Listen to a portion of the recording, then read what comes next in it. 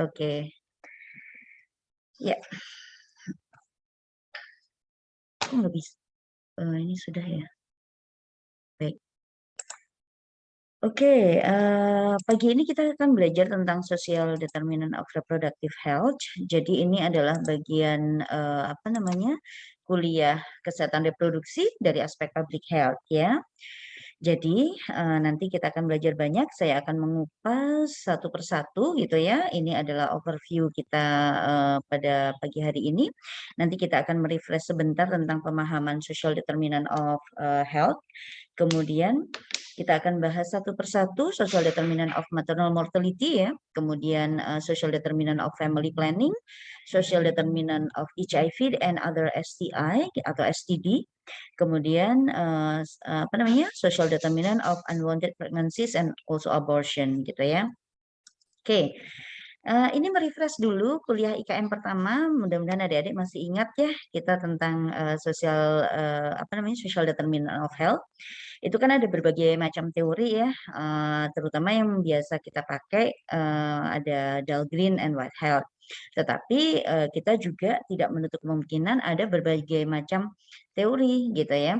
Jadi dan di setiap aspek penyakit itu memiliki determinan sosial yang berbeda-beda. Nah, kalau menurut WHO, saya refresh lagi bahwa social determinant of health itu adalah sebuah kondisi di mana orang itu tumbuh gitu ya, lahir, tumbuh, bekerja, hidup dan menua gitu ya, di dalam sebuah sistem gitu ya, di dalam sebuah sistem yang apa namanya membentuk kehidupan sehari-hari gitu. Nah, apa namanya kekuatan atau tatanan ya, aturan atau tatanan dan sistem itu ya termasuk policies atau kebijakan ekonomi gitu ya.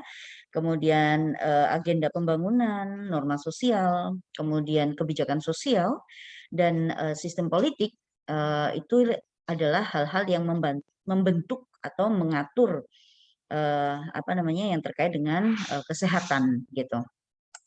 Nah, kita masuk ke dalam social determinant of maternal mortality. Kita refresh dulu angka kematian ibu kita gitu ya. Angka kematian ibu di Indonesia gitu kan. Berdasarkan dari survei kita yang terakhir tahun 2015 itu adalah sebesar 305 per 100.000. Nah, dari catatan ini apa namanya total kematian ibu pada survei itu ya, pada saat survei itu yang tercatat adalah 14.640, di mana 4.999 itu dilaporkan dan yang tidak terlaporkan itu sebenarnya 9.641. Jadi banyak sekali. Contohnya apa nih kematian ibu yang tidak dilaporkan? Misalnya ada yang melakukan apa namanya ibu meninggal, ibu hamil meninggal gitu ya, kemudian tidak sampai ke rumah sakit ya, tidak sampai ke puskesmas begitu, dan kemudian dianggap meninggal secara wajar gitu, sehingga oleh masyarakat langsung kemudian dimakamkan. Itu bisa terjadi. Atau bisa juga misalnya ibu hamil yang melakukan aborsi yang tidak aman, yang kemudian terjadi komplikasi dan meninggal di rumah gitu ya. Kemudian tidak dibawa oleh keluarganya ke rumah sakit gitu ya. Maka itu adalah jenis-jenis kematian ibu yang tidak terlaporkan. Jadi seperti yang apa pernah kita bahas bahwa kematian ibu angkanya itu tidak bisa didapat dari exact atau apa namanya angka yang pasti gitu ya, tetapi hampir semuanya adalah berupa estimasi berdasarkan dari laporan-laporan yang masuk begitu nggih. Nah, tempat kematian ibu sendiri itu ada di rumah sakit sebesar 77%. Biasanya yang datang ke rumah sakit ini adalah yang sudah dalam keadaan berat ya dengan komplikasi. Kemudian yang di rumah itu ya, ada kematian ibu yang di rumah, atau ada juga yang dalam perjalanan ke rumah sakit atau vaskes ya. Kemudian ada juga yang meninggal di vaskes lain seperti klinik gitu ya, klinik praktek swasta mungkin bidan praktek swasta seperti itu ya.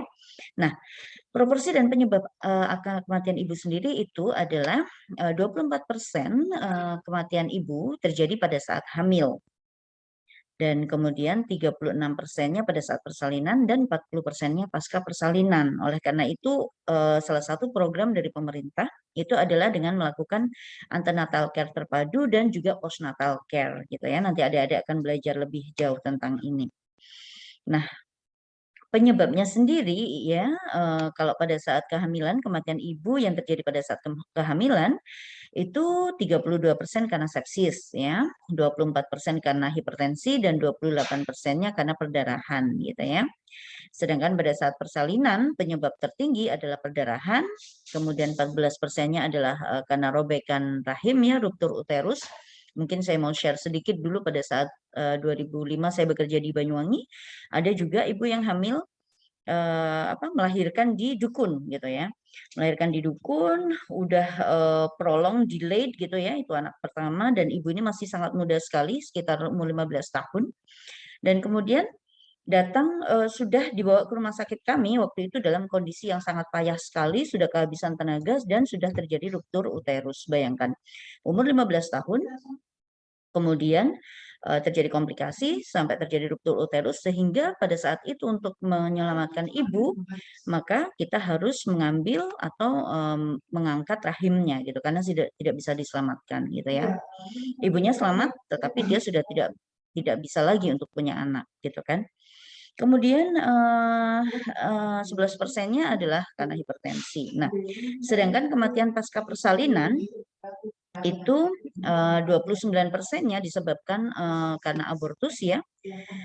Kemudian komplikasi obstetrik ya, dan kemudian 26%-nya karena sepsis dan 15%-nya karena perdarahan. Nah, kita akan melihat gitu ya, kenapa sih kematian ibu ini terjadi kalau ditinjau dari aspek sosialnya. Maka kita mengenal di Indonesia itu ada 3 delay model gitu ya, ada 3 delay model. Apa itu 3 delay model? Yang pertama adalah decision to seek care gitu. Terlambat untuk mencari pertolongan gitu. Kenapa terlambat mencari pertolongan akan kita bahas nanti, akan kita lihat gitu ya. Jadi dia terlambat untuk mencari pertolongan, kemudian fase yang kedua adalah terlambat mengidentifikasi dan menjangkau atau menuju ke medical facility, ke layanan kesehatannya. Hambatannya bermacam-macam ya, bisa karena apa namanya accessibility, bisa karena apa namanya terlambat mengidentifikasi karena tidak tahu begitu ya, mana yang terdekat, fasilitas kesehatan mana yang terdekat seperti itu. Dan kemudian fase yang ketiga adalah terlambat untuk menerima pertolongan atau appropriate treatment gitu. Jadi dia sudah sampai di rumah sakit tapi dia terlambat mendapatkan pertolongan gitu. Either karena alatnya yang tidak lengkap, mungkin karena dokternya yang terbatas cuma satu dan waktu itu tidak ada di tempat misalnya, seperti itu. Nah, kita lihat dulu yang delay yang pertama. Delay in decision to seek care gitu. Penyebabnya biasanya adalah the low status of woman gitu. Jadi karena perempuan ini memiliki low status gitu ya. Kalau di dalam masyarakat kita yang masih sangat patriarki gitu ya, seorang ibu itu tidak mempunyai apa? Tidak mempunyai eh, bukan kemampuan, tapi tidak mempunyai power untuk menentukan kesehatan dirinya sendiri begitu. Sehingga dia sangat tergantung sekali entah itu pada suami atau keluarga besar gitu. Nah, selain itu adanya pemahaman yang kurang gitu ya, pemahaman yang kurang terhadap komplikasi dan juga faktor resiko pada kehamilan sehingga mereka tidak tahu kapan harus mencari pertolongan gitu. Dianggapnya kalau perempuan dengan anemia gitu ya, terus lemes gitu, itu dianggapnya normal gitu. Oh nggak apa-apa, memang hamil mah begitu, lemes emang gitu kan. Nah ini padahal anemia pada kehamilan gitu, apalagi kalau sampai terjadi anemia berat gitu ya, perempuan Indonesia tuh kuat-kuat loh dek gitu. Kita pernah menjumpai kasus seorang perempuan dengan HB tinggal 4 gram per desiliter ya, atau 5 gram per desiliter itu masih bisa jalan loh gitu. Jadi amazing perempuan Indonesia itu. Nah, tapi pada kondisi seperti ini, maka sebenarnya si perempuan ini dalam ancaman yang besar sekali begitu. Nah, ini tidak diketahui oleh keluarga. Kenapa? Karena mereka tidak paham gitu kan. Mereka tidak paham bahwa ini adalah suatu hal yang berbahaya. Kemudian previous poor experience of healthcare gitu. Jadi kapok gitu ya. Ah, kapok saya melahirkan di sana. Kalau di sana itu pasti nanti jadinya operasi, semisal seperti itu gitu ya. Jadi previous experience itu sangat berpengaruh terhadap health seeking behavior gitu ya. Kemudian acceptance of maternal death. Nah, ini yang pernah kami alami sendiri waktu bekerja di salah satu daerah gitu kan. apalagi dengan religion yang kuat gitu. Jadi kita intinya ingin apa namanya, ingin bahwa kematian ibu itu kita prevent gitu ya, kita cegah. Tapi kemudian mereka bilang, "Loh ya nggak apa-apa, ibu meninggal, kan ibu meninggal itu surga jaminannya," gitu kan. Oh my God. Jadi ini adalah, apa namanya, barrier yang luar biasa yang membutuhkan cultural approach ya di dalam penyelesaiannya. Jadi, ya udah, ibu mati itu surga jaminannya gitu. Sehingga, terhadap program-program yang terkait dengan, prevent, angka kematian ibu gitu, itu menjadi kesulitan. Kemudian adanya financial implication. Jadi karena nggak punya duit gitu ya, nggak punya duit, mau cari pertolongan sulit atau tidak berani, sehingga kemudian terjadi terlambat untuk membawa ke rumah sakit. Nah, ini ada beberapa apa, kemungkinan yang bisa dilakukan misalnya dengan apa namanya, memberikan konseling dan edukasi ya secara personal atau bahkan secara komunal gitu ya, secara grup gitu ya, terkait dengan informasi terhadap kehamilan, kemudian, persalinan dan sebagainya ya, termasuk, pengenalan, apa namanya, high risk pregnancy ya, gejala-gejala high risk pregnancy.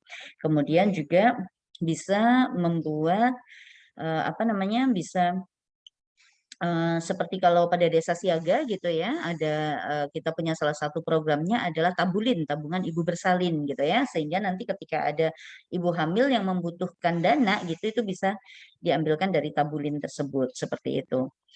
Nah, kemudian yang kedua adalah delay in reaching care gitu ya, adanya keterlambatan dalam menjangkau pelayanan. Kenapa? Beberapa penyebabnya adalah distance to health centers and hospital gitu. Jadi karena jaraknya ke rumah sakit gitu atau puskesmas itu sangat jauh gitu. Kalau adik-adik berada di Malang, di Jawa gitu, itu masih sangat accessible gitu ya. Paling jaraknya ke rumah sakit itu kan istilahnya kalau di Kota Malang atau Malang Raya aja, rumah sakit itu banyak sekali gitu ya. Puskesmas juga banyak sekali. Jadi dalam jangkauan mungkin 15 menit nyampe, 30 menit nyampe. Tapi tidak demikian ketika Anda berada di rural area, di remote area. Satu contoh misalnya Anda berada di Pegunungan Tengah Papua. Di Paniai misalnya, Kabupaten Paniai itu ada di Pegunungan Tengah Papua gitu ya. Dari Kabupaten Paniai ini ke salah satu distriknya namanya Wagete gitu. Di Wagete itu ada apa, kecamatan ya, jadi ada puskesmas di situ. Tapi kalau Anda mau ke apa namanya, harus ke dusun lagi yang sekiranya jalan kaki itu butuh 2 jam gitu ya, jalan kaki butuh 2 jam, kendaraan tidak bisa dilalui karena yang ada di situ adalah sungai-sungai kecil tanpa jembatan gitu ya, sehingga tidak bisa dilalui. Kemudian di situ juga tidak ada tenaga kesehatan gitu. Anda bisa bayangkan ketika ada ibu hamil di sana dan membutuhkan pertolongan, sehingga dia harus ditandu dengan berjalan kaki sepanjang 2 jam gitu. Pasti kemungkinannya adalah dia sudah tidak bisa mencapai layanan kesehatan, dia bisa meninggal di jalan seperti itu. Kemudian selain masalah distance, kadang distance-nya dekat nih, tapi ternyata jalannya nggak karu-karuan gitu ya. Kalau misalnya di Kalimantan, jalan yang sering diperbaiki kemudian rusak karena truk-truk pengangkut sawit yang luar biasa gitu ya, sehingga kadang-kadang jarak dari puskesmas ke rumah sakit umum daerah aja sebenarnya kalau kalau jalannya bagus cuma 30 menit, tapi karena jalannya rusak itu bisa jadi 1 jam atau 1,5 jam gitu. Jadi, karena hambatan akses. Kemudian availability and cost of transportation gitu ya. Jadi mahal, mahal banget gitu ya. Adik-adik kalau di sini gitu, misalnya kalau kita di sini katakanlah, sewa ambulan paling berapa? 200, 300, 200 atau 300 buat kita yang punya uang, itu tidak masalah gitu. Tapi bagi mereka yang tidak punya uang, maka itu menjadi beban yang luar biasa. Karena itu beberapa contoh program di dalam, desa siaga yang, salah satu tujuannya adalah untuk menurunkan angka kematian ibu, itu adalah dengan mengidentifikasi orang-orang yang punya mobil untuk dijadikan ambulan desa, gitu. Jadi untuk mengatasi, apa namanya, availability of transportation ini, gitu ya. Itu kalau di desa. Nah, kalau di kota, saya yakin untuk masalah ini tidak terlalu menjadi masalah. Oke, kemudian jalan yang parah dan infrastruktur yang buruk gitu ya, tadi sudah dijelaskan. Kemudian adanya hambatan geografis ya, tadi seperti saya bilang jauh sekali, banyak sungai tanpa jembatan. Jadi jembatannya cuma jembatan bambu yang disusun dua bilah gitu, dan kita hanya bisa melaluinya dengan berjalan kaki, tidak bisa dengan kendaraan motor atau mobil gitu ya, seperti itu. Eh, Oke. Kemudian delay pada saat menerima layanan kesehatan gitu. Jadi adanya delay atau keterlambatan menerima layanan kesehatan. Nah, ini bisa banyak penyebab antara lain poor facilities and lack of medical supplies gitu ya. Jadi sudahlah dia sudah sampai di rumah sakit atau sudah sampai di puskesmas, tapi ternyata di puskesmas itu, di rumah sakit itu tidak ada fasilitasnya. Contoh, di puskesmas yang daerah terpencil tidak ada infuset, tidak ada cairan cairan misalnya semacam RL atau NS itu tidak ada gitu. Nah, sementara yang datang mengalami bleeding, ibu yang datang dengan bleeding misalnya. Tentu hal ini akan menjadi hambatan, bleedingnya berlangsung terus, kemudian rehidrasi tidak bisa kita lakukan gitu ya, atau pemberian cairan tidak bisa kita lakukan, maka disinilah terjadi delay in receiving adequate healthcare gitu ya. Kemudian inadequately trained and poorly motivated medical staff. Jadi medical staffnya yang memang tidak terlatih gitu. Biasanya terjadi pada daerah-daerah di remote area. Sering terjadi gitu ya. Pernah terjadi waktu itu di daerah sekitar di Atambua. Jadi Atambua perbatasan dengan Timor Leste itu ada perdarahan gitu ya, trimester pertama dengan perdarahan, di situ tidak ada alat yang memadai dan kita tidak bisa memberikan pertolongan gitu. Jadi misalnya kalau misalnya perdarahan pada trimester pertama atau ancaman abortus dengan bleeding yang luar biasa kan, ya sudah paling paling paling banter yang bisa kita lakukan adalah melakukan kuretase gitu.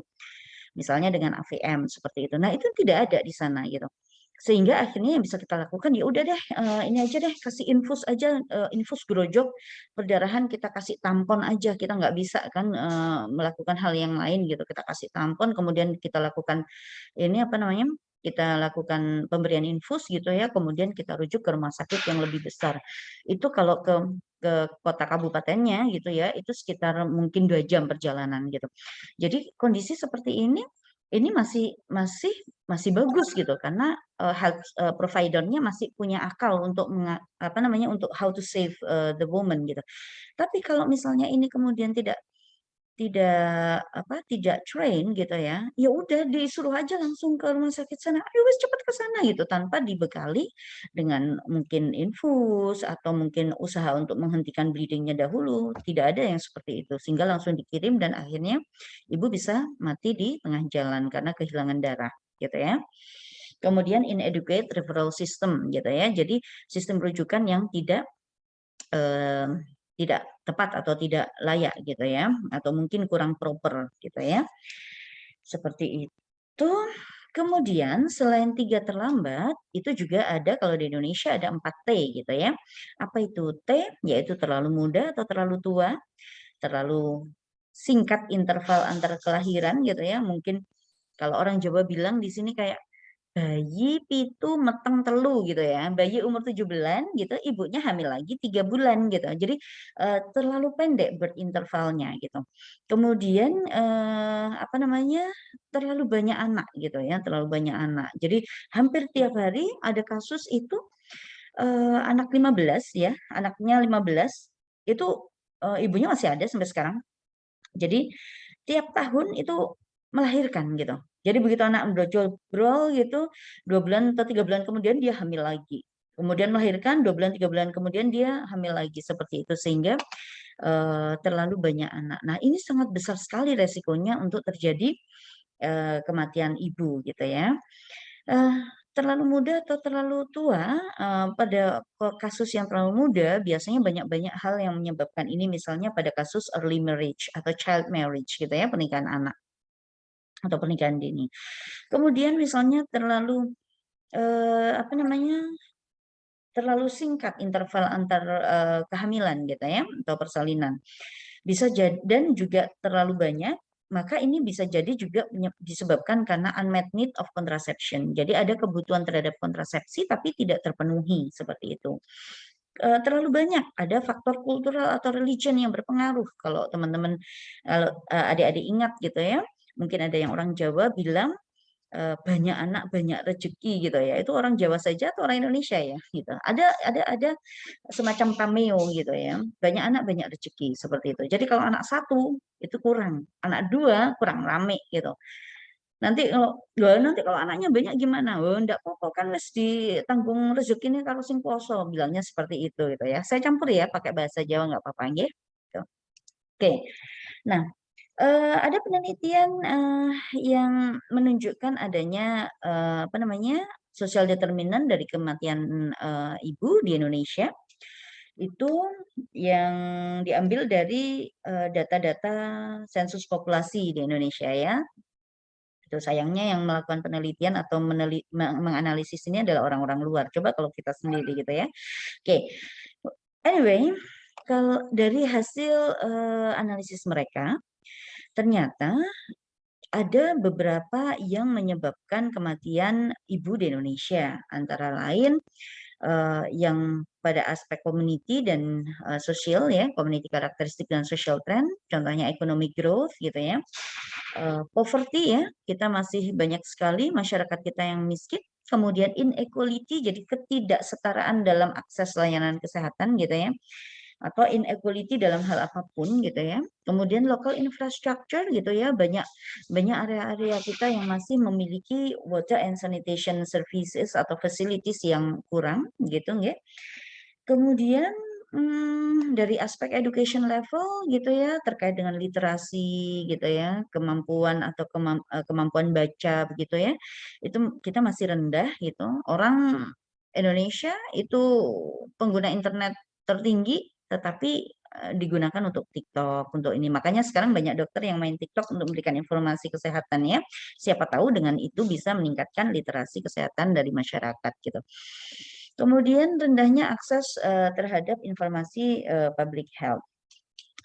Dan kemudian dari aspek hak reproduktif dan demografi karakteristik, yaitu adanya tingginya angka fertility gitu ya, fertility rates, kemudian rata first pregnancy, usia pada saat mengalami kehamilan pertama, kemudian adanya urbanisasi, dan kemudian juga adanya woman empowerment. Ini mempengaruhi outcome yang berupa maternal health. Sedangkan dari healthcare services konteksnya sendiri, dari aspek aksesnya gitu ya terhadap family planning itu bagaimana sih kesediaan atau ketersediaan gitu ya layanan family planning, kemudian ketersediaannya layanan aborsi yang aman gitu ya, kemudian support pada antenatal, kemudian delivery and post birth care gitu ya, nanti adik-adik bisa apa namanya baca sendiri di bagian bawah dari apa namanya presentasi ini saya lampirkan beberapa reference yang Anda bisa baca di situ ya.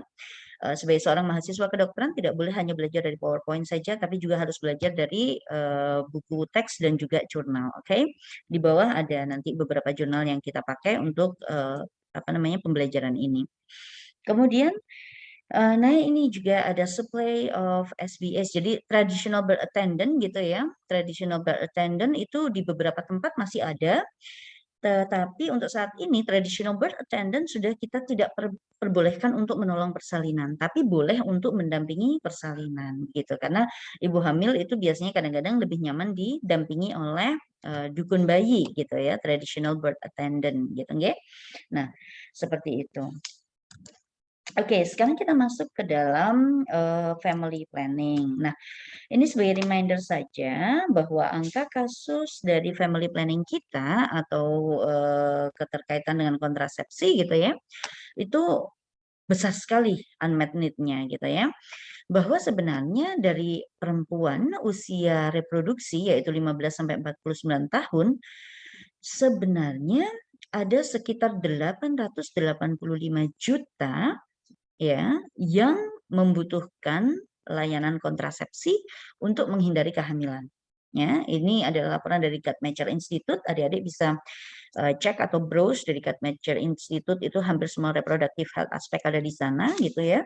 Dan cukup updated. Kalau misalnya kita tertarik dengan hal itu, maka kita bisa selalu mengupdate informasi yang terkini dari Guttmacher Institute. Nah, dari sana ternyata ternyata dari 85 juta perempuan yang membutuhkan kontraseptif gitu ya. Ternyata ada 214 juta yang tidak bisa tercukupi kebutuhannya atau unmet need terhadap modern contraception gitu ya. Artinya apa?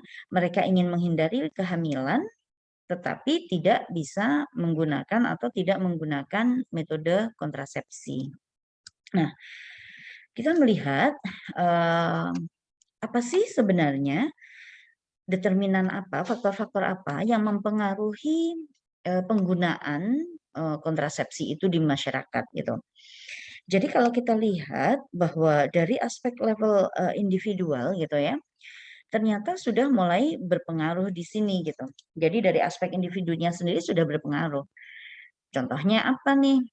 They don't understand the importance of family planning. Jadi nggak ngerti untuk apa sih sebenarnya kontrasepsi, untuk apa sih sebenarnya program keluarga berencana itu. Mereka tidak mengerti gitu. Mereka tidak tahu bahwa family planning itu atau keluarga berencana atau penggunaan kontrasepsi bisa mencegah kematian ibu atau bisa mencegah kematian bayi gitu ya. Kemudian mereka juga tidak paham bahwa untuk mengatur jarak kehamilan atau persalinan itu penting gitu. Mereka juga tidak memahami bahwa kualitas dari pengasuhan itu juga penting terhadap generasi masa depan gitu ya.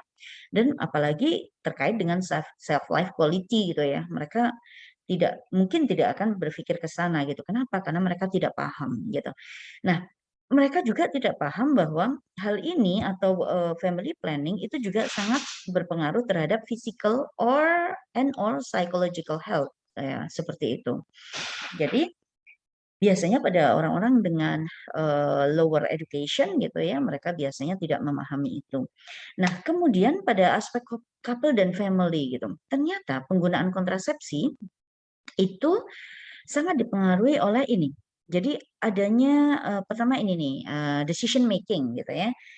Kenapa decision making gitu? Biasanya saat ini gitu ya, alat kontrasepsi yang tersedia itu most of the method itu ditujukan untuk perempuan, right?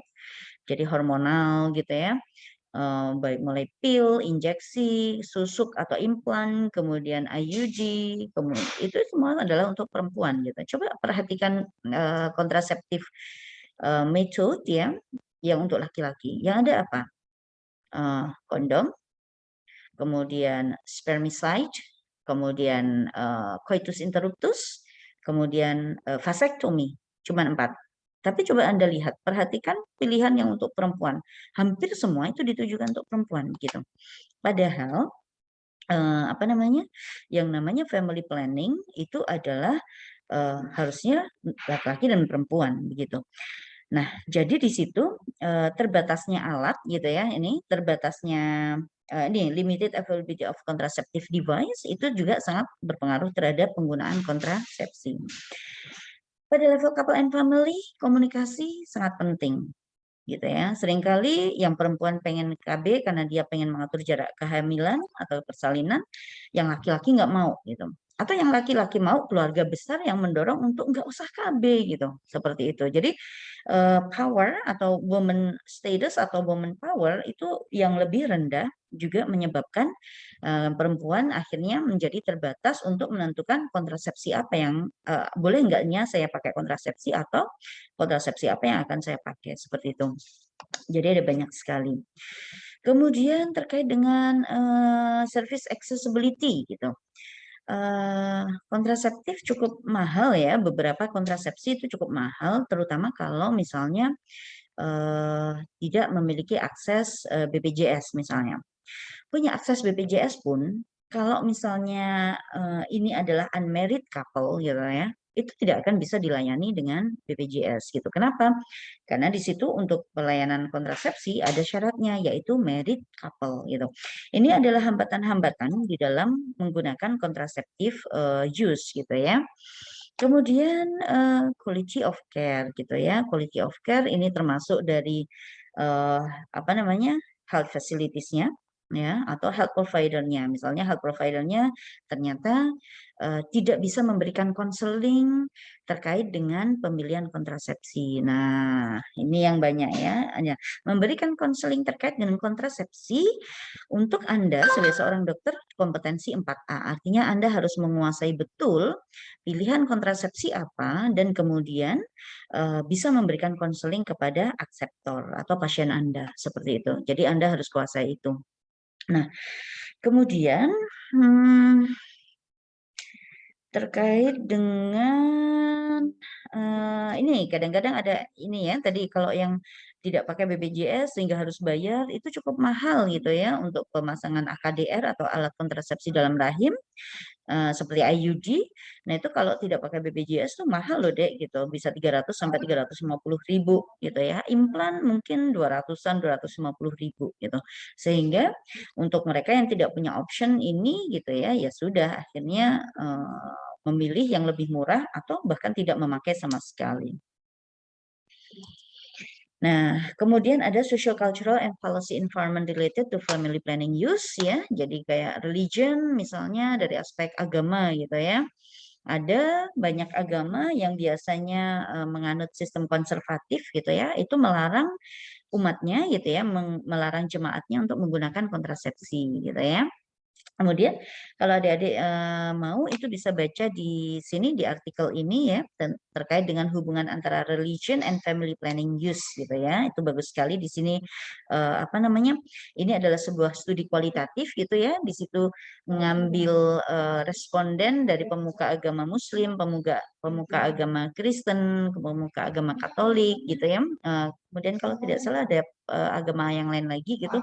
Di situ diungkapkan bagaimana ininya mereka, bagaimana respon mereka terhadap family planning services atau family planning program gitu. Kemudian dari aspek sosial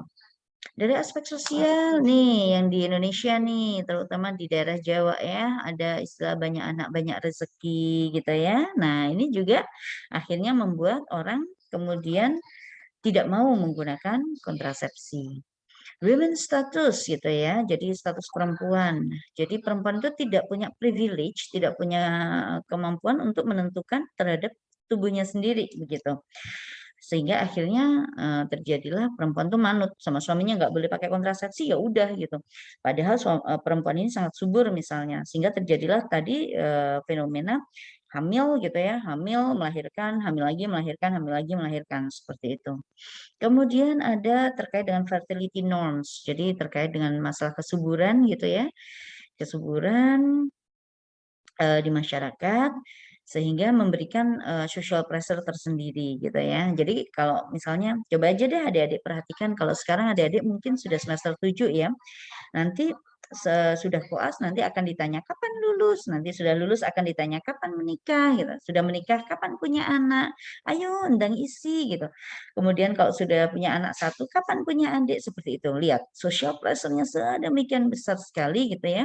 Sehingga membuat seorang personal gitu ya, apalagi yang dia tidak punya kemampuan untuk speak up gitu, maka dia tidak akan mampu untuk apa namanya decide for her own self gitu ya.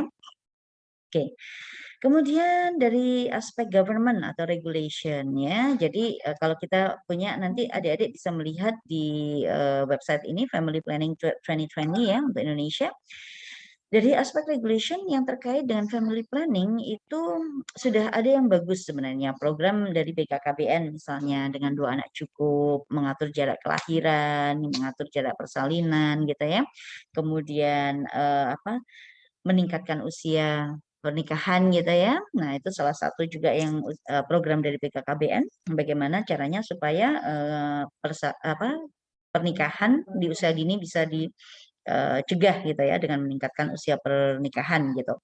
Nah, kemudian ada juga loh gitu memang regulation yang terkait dengan forbidden to promote condom under 15 years old misalnya. Dulu saya sempat menjalankan satu program yang terkait dengan family planning juga gitu ya, dan kita itu dilarang untuk mempromosikan kondom di bawah usia 15 tahun. Padahal adik-adik bisa lihat bahwa saat ini terkait dengan sexuality gitu, sometimes under 15 itu sudah sexually active gitu. Buktinya apa? Buktinya ada beberapa kasus gitu ya yang mereka melihat dari porn gitu ya, melihat dari porno, kemudian melakukan itu bersama temannya dan kemudian terjadi kehamilan sehingga terjadi pernikahan gitu kan di usia masih kurang dari 15 tahun. Ada. Ya. Kemudian ini contraceptive tools only available for marriage woman atau marriage man gitu ya. Jadi for couples gitu. Jadi kalau yang nggak punya tidak menikah maka kita nggak boleh menyediakan atau memberikan layanan kontrasepsi seperti itu. Rule seperti ini gitu ya, bukan berarti bahwa kemudian apa namanya regulasi ini eh, apa namanya kalau misalnya regulasi ini tidak ada gitu, kemudian seperti membiarkan seks bebas, tidak seperti itu gitu. Tetapi kita juga educate bahwa sexual activity itu betul-betul dilakukan dengan full responsibility and fully understanding gitu ya. Jadi dia paham betul risk and benefit dari having sex before marriage gitu ya, dan kemudian fully understand tentang consequences-nya. Nah, seperti itu. Tapi itu masih belum bisa dilakukan gitu. Nah, baik, kemudian kita akan move on. Nanti adik-adik kalau misalnya ada pertanyaan boleh langsung dituliskan di chat gitu ya. Atau nanti setelah kuliah ini ada sesi tanya jawab kita bisa berdiskusi ya. Baik, kita akan move on ke social determinant of sexually transmitted disease, including HIV. Nah, kita ngintip dulu berapa sih angkanya terkait dengan STD cases and HIV gitu ya. Nah,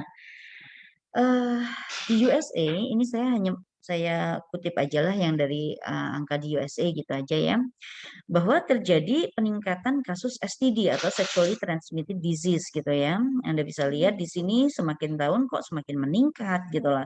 Ini di USA loh gitu. Di USA yang notabene mereka memiliki level ekonomi lebih baik, kemudian level pendidikan yang lebih tinggi gitu ya, dan health system yang mungkin lebih baik gitu ya daripada di negara kita. Inti ini sexual transmitted disease cases-nya itu meningkat seperti ini gitu. Apatah lagi di Indonesia gitu kan yang wow amazing-nya gitu. Tapi oke, kita melihat dulu kalau angka kasus HIV gimana gitu. Ini saya ambil dari WHO globally gitu ya, bahwa angka HIV itu juga semakin meningkat gitu ya. Ini adalah angka HIV yang total ya dari apa namanya dari berbagai usia gitu ya dan berbagai jenis kelamin in total 37,7 juta gitu ya people living with HIV pada tahun 2020. Kemudian ini kasus baru 1,5 juta pada tahun 2020 kemarin. Kemudian yang meninggal karena HIV related cause itu 680 ribu pada tahun 2020. Nah, ini kemudian breakdown-nya berdasarkan dari seks dan age gitu ya. Kemudian kita lihat sekarang, apa sih yang driving gitu ya, menyebabkan STD ini menjadi sesuatu yang kasusnya meningkat gitu. Jadi ini adalah penelitian dari ARAL atau konsep yang diajukan oleh ARAL pada tahun 2002. Jadi di sini ada underlying determinants dan ada proximate determinants gitu. Ini kalau kita mau menghitung transmission dynamic. Jadi kalau adik-adik ada yang suka matematika, silahkan mulai menghitung gitu ya transmission dynamic dari STD for example dengan perhitungan-perhitungan seperti ini. Ada rumusnya sendiri gitu ya. Nah, tetapi kita saat ini membahas tentang ini ya, jadi bahwa ada underlying determinants yang terkait dengan penyebaran sexual transmitted disease di dunia gitu. Apa itu faktornya gitu ya? Ada faktor sosioekonomi, ada faktor demografi, ada faktor geografi ya, ada faktor kultural ya, ada faktor budaya gitu, ada faktor political, Kemudian ada faktor health system. Dan dari proximate determinants ini yang terkait dengan personalnya, jadi health determinantnya adalah knowledge gitu ya. Kemudian risk behavior, kemudian networks atau jejaring gitu ya, kemudian ada tidaknya substance use ya, kemudian commercial sex dan care seeking. Jadi proximate determinant ini adalah pada aspek individual atau pada individu level. Kalau yang pada social determinantnya adalah pada underlying determinants. Mikir nggak? Kenapa sih? Kok bisa sih sosial ekonomi bisa menyebabkan STD? Dari mana coba? Gitu. Ekonomi yang rendah bisa terkena STD. How? Gitu kan. Nah, kita melihat di sini. Jadi, ada berbagai fenomena yang terjadi. Misalnya nih, saya ambil satu contoh pada kondisi low economic level. Sering orang kemudian pada kondisi low economic level, kemudian merantau gitu ya, merantau. People move to the city gitu. Urbanisasi ya. Kemudian contohnya apa nih? Contoh, kalau kita lihat ada kelompok-kelompok rentan yang terkena HIV, kelompok rentan pada HIV gitu ya. Contohnya adalah pekerja migran. Mereka di desa miskin ya, tidak punya uang, tidak punya sawah, mau bekerja susah. Mereka kemudian apply untuk menjadi pekerja migran, TKI atau TKW. Biasanya yang berangkat adalah salah satunya. Kalau istrinya yang berangkat sebagai TKW, suaminya tinggal di rumah. Ya kan? Atau kalau suaminya yang bekerja sebagai TKI, maka istrinya tinggal di rumah. Nah, kemudian apabila itu terjadi gitu ya, maka ada faktor yang menyebabkan mereka menjadi rentan, yaitu distance gitu. Sexuality adalah kebutuhan gitu. Ketika kemudian ada hambatan distance, maka yang mungkin terjadi adalah they will find another partner gitu. Jadi kemungkinan biasanya yang terjadi adalah mereka mencari partner seksual yang lain gitu. Artinya apa? Terjadi multiple sexual partner. Ya. Jadi either itu si perempuannya atau si laki-lakinya gitu. Baik yang pergi merantau, pergi bekerja merantau atau yang ada di tetap di desanya begitu. Nah, fenomena ini banyak sekali kalau adik-adik mau melihat. Untuk ini bisa adik-adik melihat atau membaca sepintas, ini pendek saja ini di laman yang saya saya cantumkan di sini gitu ya. Anyway, di banyak penelitian pada daerah yang urban ya, urban poverty ya, jadi di daerah kota tapi dia miskin gitu ya. Ternyata ditemukan bahwa unintended pregnancies atau kehamilan yang tidak diinginkan itu ternyata tinggi. Begitu juga dengan STI and HIV gitu. Nah, ini sebenarnya ada penelitian lain mengapa ini bisa terjadi, ada berbagai faktornya gitu ya. Pada kondisi ini ada banyak sekali yang terjadi namanya sexual abuse and violence gitu. Jadi kalau adik-adik lihat gitu ya pada area-area urban di mana tinggal pada area-area yang sangat padat atau dense gitu ya, konflik sosial itu mudah sekali terjadi. Demikian juga violence di situ, either itu general violence or sexual violence gitu. Nah, selain itu ternyata ada juga fenomena hubs for sex trade gitu. Jadi ada pertukaran masalah seksual gitu. Ada yang karena dia miskin, akhirnya dia selling seks ya, menjadi pekerja seks. Nah, pekerja seks tidak selalu perempuan, ada male juga, male sex worker gitu ya. Ada female sex worker, ada male sex worker. Jadi ketika mereka kemudian tidak memiliki mereka low economy, they don't have any skills, mereka tidak tahu lagi apa yang harus diperbuat, mereka tidak bekerja gitu. Maka satu-satunya yang mereka bisa adalah selling sex. Maka itulah yang akan terjadi, selling sex. Kemudian kalau yang tadi gitu ya, karena jauh dengan pasangan, sementara sexuality adalah kebutuhan gitu ya, maka kemudian mereka akan buying sex gitu. Jadi bahkan ada satu kota gitu ya, ada beberapa kota yang menjadi semacam sex tourism gitu ya. Adik-adik mungkin bisa melihat kalau pernah melihat Jakarta Undercover gitu ya, mungkin pernah baca gitu ya. that's the fact gitu ya. Itu ada apa namanya, fakta yang terjadi seperti itu gitu.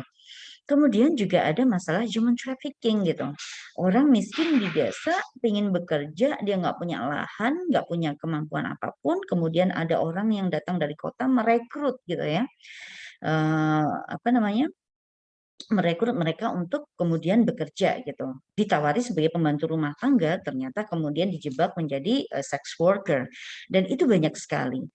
And this phenomena gitu ya, human trafficking, it's not as simple as ya udah gitu lari aja gitu.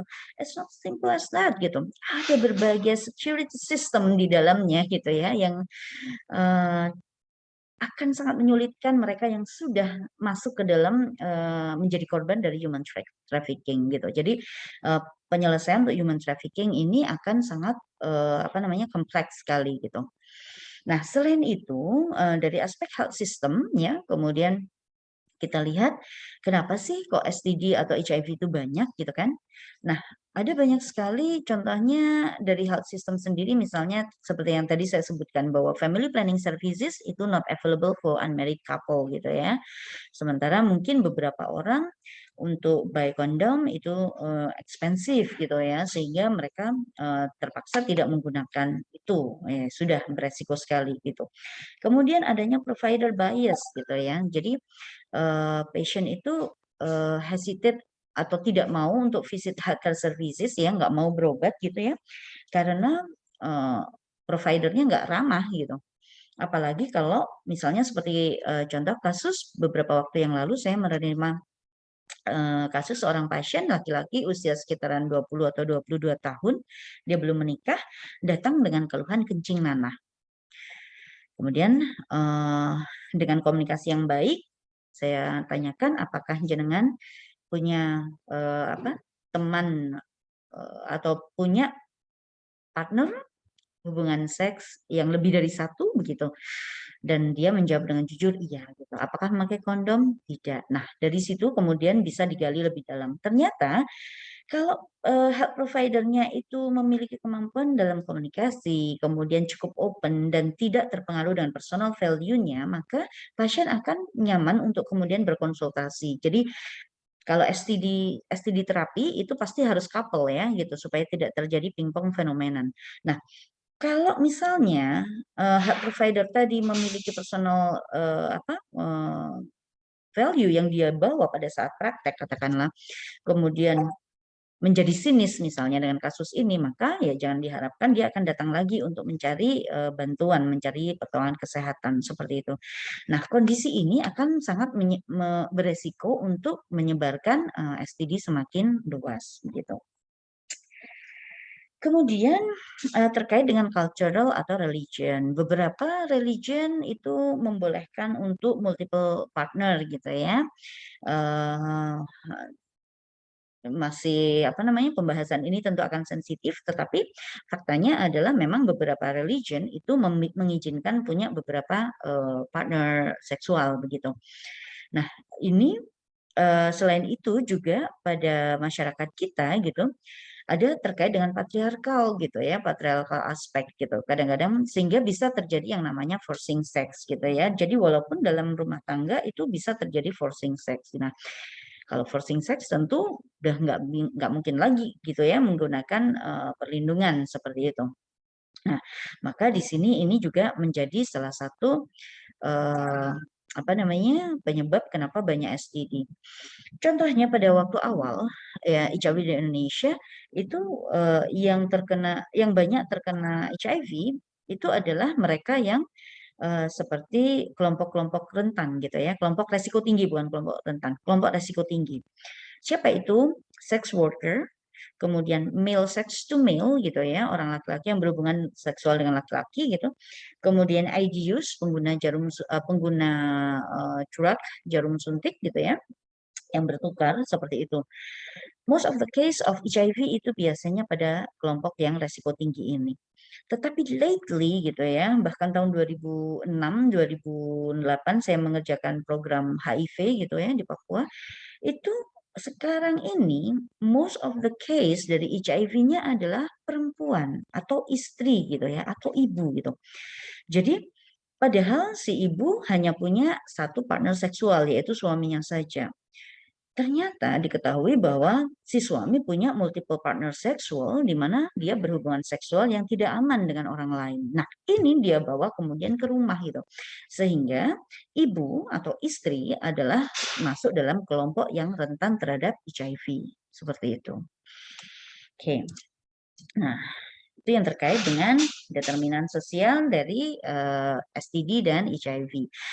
Masih banyak sebenarnya kalau adik-adik baca, nanti bisa dibaca pada reference yang saya berikan di belakang ya. Kita masuk kemudian pada social determinant of early marriage, unwanted pregnancy, and abortion, gitu ya. Kita coba cek aja dulu deh, gitu ya. Yang terkait dengan abortion dulu aja, kita masuk ke sini dulu. Jadi menurut WHO itu setiap tahun di dunia itu ada sekitar 40 sampai 50 juta aborsi ya, kasus aborsi gitu ya. Jadi kira-kira 125.000 aborsi per hari. Adik-adik lihat di Worldometers ya, lihat di Worldometers yang dia updated second by second, termasuk kalau adik-adik mau lihat angka kasus COVID itu bisa melihat di Worldometers gitu ya. Adik-adik bisa lihat bahwa abortion this year, ini baru saja saya screen capture tadi sebelum mulai kuliah gitu ya, artinya sangat updated bahwa tahun 2021 ini saja kita baru masuk 9 bulan ya, September. Jadi dalam 9 bulan itu sudah ada 31.825.657 kasus aborsi yang terlaporkan. Mbak, 31 juta kasus aborsi yang terlaporkan gitu. Karena ini actual number ya, bukan estimasi. Jadi ini actual number based on reports gitu. Bayangkan. Nah, hari ini saja, jadi kalau pada Worldometers kita bisa tahu this year atau today gitu ya. Hari ini saja gitu ya, sudah terjadi 41.709 abortion case di seluruh dunia. Adik-adik bisa bayangkan, maka tidak salah kalau WHO, karena ini masih pagi ya, masih pagi di negara kita maksudnya, sudah 41.000 kasus. Maka WHO bilang approximately kira-kira gitu ya, setiap hari itu ada 125.000 kasus aborsi gitu. Bayangkan. Nah, lalu apa sebenarnya yang terjadi gitu kan? Kenapa kok bisa aborsi itu tinggi sekali gitu? Nah, biasanya aborsi itu bisa terjadi pada unmarried couple atau bisa juga terjadi pada married couple ya. Married couple misalnya pada kasus-kasus di mana mereka tidak siap untuk punya anak atau mereka tapi kemudian hamil gitu ya, atau terjadi kegagalan kontrasepsi for example. Nah, bisa juga pada unmarried couple gitu. Unmarried couple biasanya terjadi pada anak-anak muda misalnya. Misalnya pada kasus yang seperti ini nih, child marriage gitu ya. Ini adalah penelitian terbaru adik-adik yang dilakukan oleh sejawat kita di NTB ya, di Nusa Tenggara Barat. Baru saja ini baru publish gitu ya. Jadi ini adalah penelitian kualitatif juga gitu. Jadi penelitian kualitatif yang mereka mengumpulkan, karena kalau di NTB itu kasus child marriage itu cukup banyak gitu ya. Nah, di sini oke. Di sini adik-adik bisa melihat gitu ya, hasil analisisnya atau hasil temuannya itu ya, bahwa ternyata kenapa sih kok banyak banget child marriage during COVID pandemi di NTB gitu ya. Ternyata ini salah satunya. Jadi karena mereka merasa bosan, exhausted, kelelahan, staying at home, kan nggak boleh kemana-mana, bosan. Sementara mereka mungkin tidak bisa bicara dengan orang tuanya, kemudian apa ini excessive house chores ya. Jadi apa namanya, kan adik-adik ketahui bahwa selama pandemik ini angka child marriage itu meningkat tajam, angka divorce itu meningkat tajam gitu ya. Jadi kenapa ya? Karena yang biasanya misalnya suami istri kerja gitu kan, paling ketemu di rumah sore gitu ya sampai pagi lagi, limited time, sehingga mereka masih apa namanya bisa cooperate. Tapi bayangkan adik-adik couple 24 jam jadi satu gitu kan, itu bukan sesuatu yang mudah gitu. Sehingga ada konflik, ada kemudian kebosanan seperti itu. Nah, pada anak muda yang masih sekolah juga ada banyak tugas ya. Adik-adik juga merasakan ya, banyak sekali tugasnya selama daring gitu ya. Nah, ini kemudian yang terdescribe adalah kemudian adolescent itu atau anak-anak muda atau remaja-remaja ini membutuhkan emotional and mental support gitu ya pada model seperti ini, pada kondisi saat ini gitu. Di rumah mereka harus melakukan pekerjaan-pekerjaan rumah tangga, sementara mereka juga harus mengerjakan tugas sekolah, terutama anak-anak perempuan ini ya. Sehingga mereka itu capek gitu kan. Udah deh, gue capek banget nih, udahlah harus ngerjain tugas sekolah, udah harus ngerjain tugas rumah tangga lagi. Mungkin adik-adik juga merasakan, ngapain sih kamu di kamar terus gitu, padahal di kamar ini lagi kuliah gitu kan, seperti saat ini gitu. Maka saya bisa paham ini kalau misalnya adik-adik kemudian kuliah online seperti ini, off cam gitu kan, terus habis itu ditinggal tidur ya udah nggak apa-apa. Yang penting ini saya rekam, nanti saya upload di YouTube supaya kalau adik-adik butuh nanti bisa akses gitu ya. Nah, seperti inilah kondisinya yang saat ini terjadi. Sehingga kemudian ternyata yang ditemukan adalah bahwa pernikahan pada anak-anak muda atau pada remaja di NTB itu adalah sebagai pelarian, as an escape, gitu ya. Oke, lalu apa yang terjadi berikutnya, gitu kan? Ternyata kalau di sana juga didapatkan bahwa ketika seorang perempuan itu belum menikah pada usia 20 tahun, maka itu sudah diberi label spinster. Nah, spinster itu apa sih? Nggak laku menikah gitu ya? Nggak laku gitulah. Kemudian apa namanya? Ada pandangan masyarakat, pandangan umum yang di sana gitu ya, bahwa kalau sudah remaja, sudah puber ya sudah itu waktunya untuk menikah gitu. Dan kemudian juga ada tradisi merarik namanya ya, tradisi merarik yaitu apa namanya si mempelai laki-laki itu mengajak si perempuan gitu ya, mempelai perempuan calonnya gitu untuk istilahnya diculik gitu ya, bukan diculik beneran ya, tapi disembunyikan gitu untuk mendapatkan kalau sudah dia menculik si perempuan tadi maka blessing atau restu akan diberikan gitu. Jadi ada tradisi merarik di sana. Jadi ternyata memang local custom and belief itu memang sangat mengizinkan atau sangat memberikan pengaruh pada child marriage atau pernikahan anak di sana. Oke, kemudian adanya custom rules gitu ya, bahwa pernikahan itu adalah untuk apa namanya honor, untuk apa namanya kehormatan ya, kehormatan untuk the girls and also their families gitu. Jadi untuk menjaga kehormatan sehingga kemudian yang terjadi adalah ya sudah mereka ini adalah customary law gitu ya. Jadi hukum pernikahan yang custom di sana gitu. Nah, kemudian setelah di categorize yang lain adalah penyebab child marriage di NTB yang saat ini meningkat itu adalah lack of parental supervision. Jadi kurangnya supervisi atau pengawasan dari orang tua gitu ya. Kemudian ada juga apa namanya ketidakmampuan orang tua untuk beradaptasi terhadap pembelajaran online ya atau orang tua dengan low educational background gitu ya. Kemudian ada juga yang ini mereka baik si anak maupun orang tua itu tidak paham konsekuensi dari child marriage gitu ya. Intinya adalah dua-duanya parents or the children ya, anaknya sendiri itu juga tidak memahami long term consequences, tidak paham resiko dari child marriage gitu. Oke, kemudian ada lagi yang didapatkan dari interview tersebut gitu ya, bahwa kemudian ternyata orang tua itu mengalami gangguan finansial gitu karena mungkin di PHK atau mungkin dia bekerja berdagang dan lain sebagainya sehingga pemasukan menurun sehingga secara finansial atau ekonomi menurun gitu. Sementara kebutuhan terhadap teknologi membutuhkan biaya sehingga akhirnya kalau di sana gitu maka kalau orang tua ini punya anak perempuan, maka akan cenderung untuk menikahkan saja, begitu ya. Jadi udah menikahkan saja. Kalau dia udah menikah, dia akan menjadi tanggungan suaminya, maka saya akan bebas, begitu. Tanggungan saya akan berkurang. Nah, jadi dari aspek orang tua ada financial problem di sana.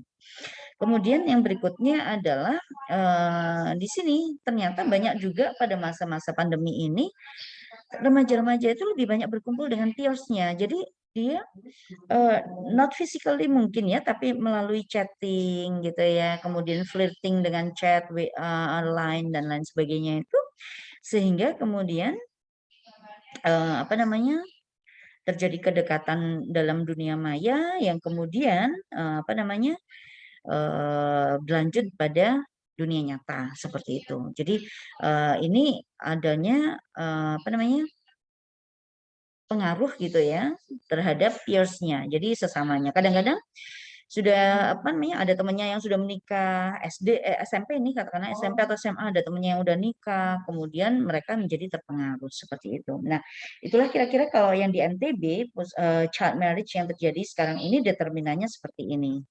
Seperti adik-adik bisa lihat ya, gitu. Nah, kemudian ini yang terkait dengan abortion. Nah, biasanya abortion ini adalah yang terjadi pada kondisi unwanted pregnancy, gitu ya, unwanted pregnancy. Ini salah satu penelitian yang dilakukan di Vietnam, gitu ya, sebuah literatur review yang dilakukan oleh Vin dan Tuan, gitu kan. Nah, ini mereka mencoba untuk membedah gitu ya, mulai dari intrapersonal risk gitu ya, intrapersonal itu artinya dari dalam diri gitu ya, kemudian interpersonal jadi biasanya dengan orang lain bagaimana, communication among partners gitu ya, parent youth gitu ya, orang tua dengan anaknya bagaimana. Kemudian dari aspek organisasional ya, baik apa namanya mulai dari school, healthcare services seperti itu. Kemudian aspek kontekstual yang terkait dengan sosial, politik, norms gitu ya. Kemudian baru masuk pada public policy yang terkait dengan regulasi gitu. Nah, ini semua berpengaruh. Oke, saya akan berikan satu contoh. Nanti contoh lainnya adik-adik harus cari sendiri begitu ya. Apa namanya? Kenapa sampai terjadi abortion ya among unmarried youth di Vietnam gitu ya. Jadi ketika misalnya knowledge on conception and contraception mereka tidak paham gitu ya. Anak-anak remaja yang belum mendapatkan pembekalan terkait sexual and reproductive health itu mereka tidak paham bahwa berhubungan seksual walaupun hanya sekali itu beresiko terhadap kehamilan gitu.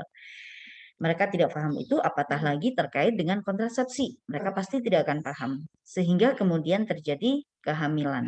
Nah, kehamilan di luar pernikahan akan membuat panik, gitu kan? Nggak usahlah di Vietnam. Di Indonesia saja, ini pasti akan membuat panik. Ujung-ujungnya biasanya adalah si perempuan dikeluarkan dari sekolah, biasanya. Nah, dan itu adalah sesuatu hal yang memalukan, gitu kan? Memalukan untuk dia dan memalukan untuk keluarganya. Akhirnya apa yang dilakukan? Sebelum kemudian dia kehamilannya diketahui orang, maka mereka biasanya akan mencoba untuk aborsi. Aborsi di health ya, di health services ya ini, di health services ya di sini ya, itu nggak ada gitu. Health services itu tidak mau menerima permintaan aborsi jika tidak ada indikasi medis.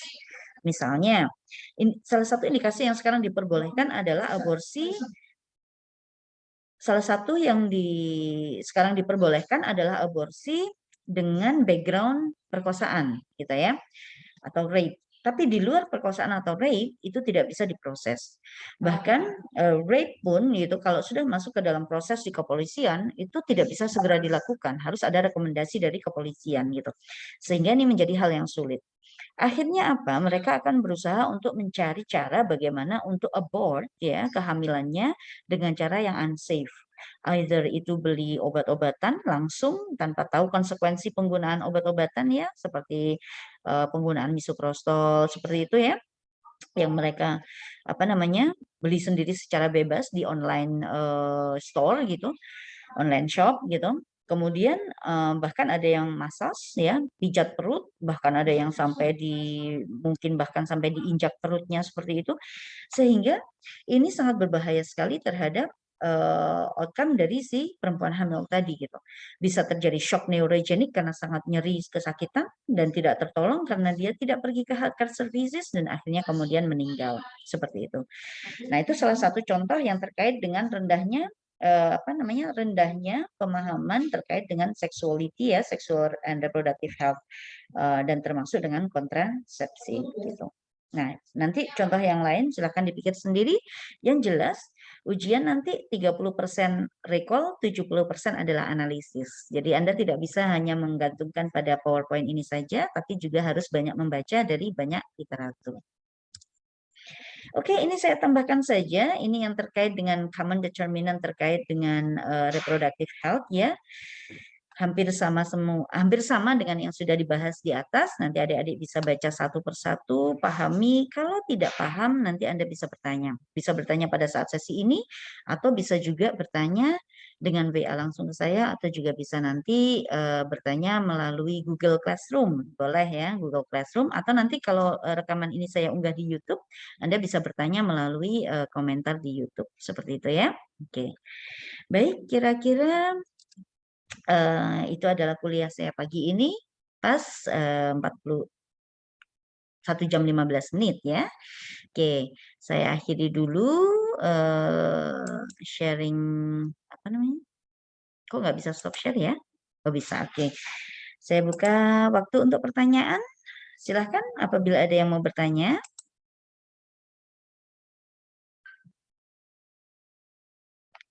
Silahkan. Dokter, saya izin bertanya. Boleh, silahkan Faisal. Ya.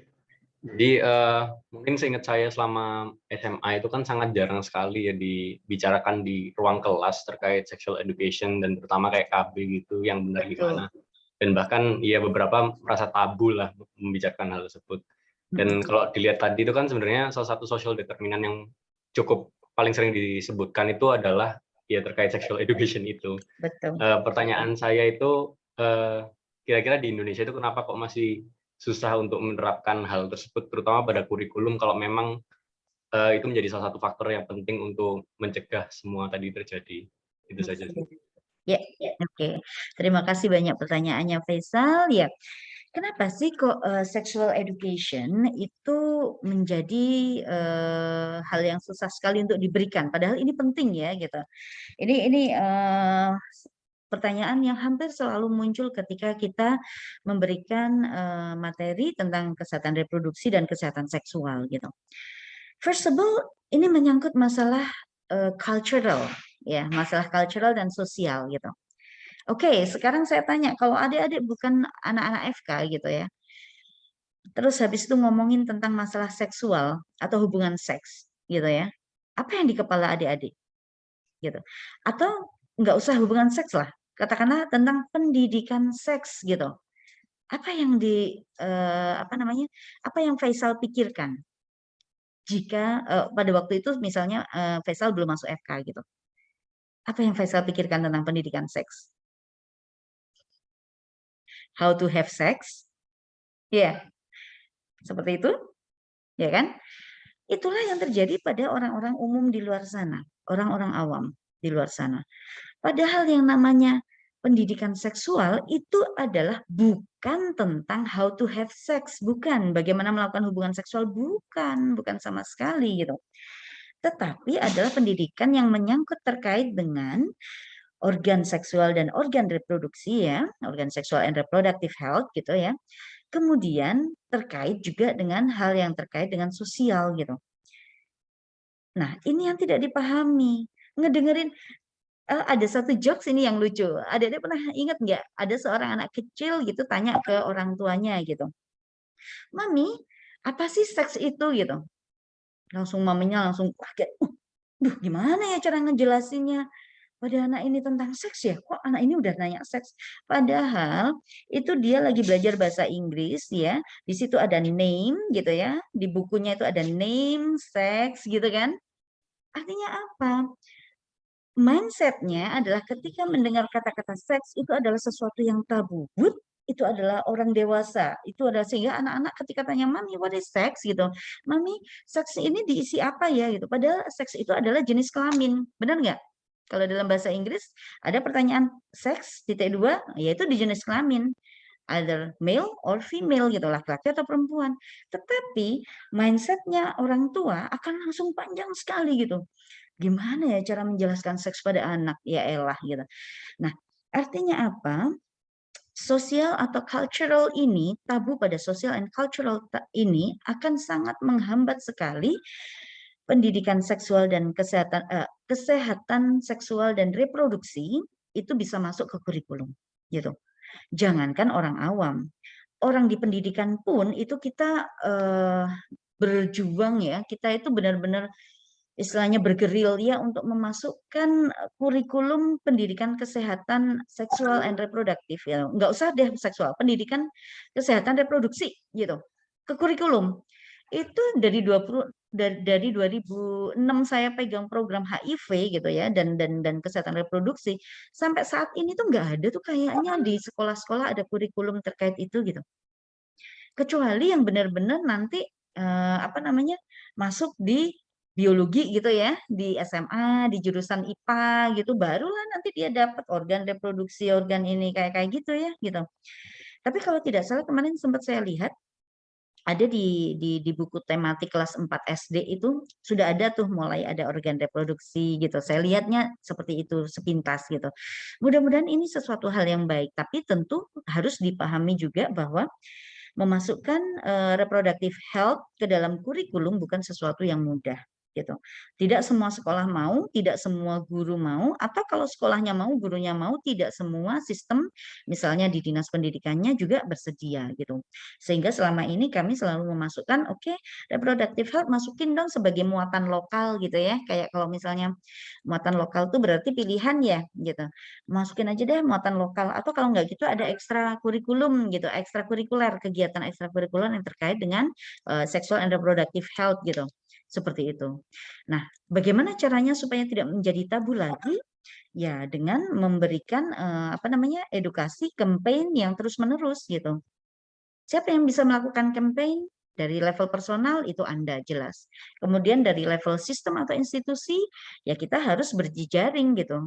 Misalnya dengan dinas pendidikan ya Dikti ya Dikbud ya sekarang ya dinas pendidikan dan kebudayaan, kemudian dinas kesehatan, kemudian sampai pada level kementerian ya, sampai pada level regulasi seperti itu. Baru kalau misalnya semua sudah dilakukan, maka sexual and reproductive health itu menjadi hal yang tidak lagi tabu. Gitu ya Faisal ya. Oke. Baik, terima kasih dokter. Sama-sama. Ada lagi yang ingin bertanya?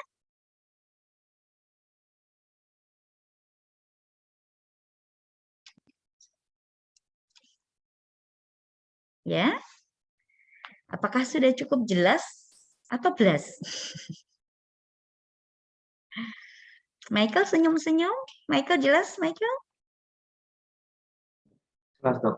Jelas ya. Oke. Oke, cukup? Cukup ya, baik. Kalau memang tidak ada pertanyaan lagi, hasil rekaman ini akan saya unggah di YouTube. Nanti bisa kalau adik-adik butuh refresh materi bisa melihat di YouTube. Kemudian nanti materi ini juga akan saya unggah di Google Class, ya. Jadi nanti adik-adik bisa download dari sana. Oke, adik-adik, jika memang tidak ada lagi pertanyaan, saya cukupkan kuliah pagi ini. Terima kasih sudah hadir dan berdiskusi bersama saya. Mudah-mudahan cukup jelas dan bermanfaat untuk kita semua ya. Oke, terima kasih. Assalamualaikum warahmatullahi wabarakatuh. Selamat pagi semuanya. Waalaikumsalam, terima kasih. Waalaikumsalam, terima kasih.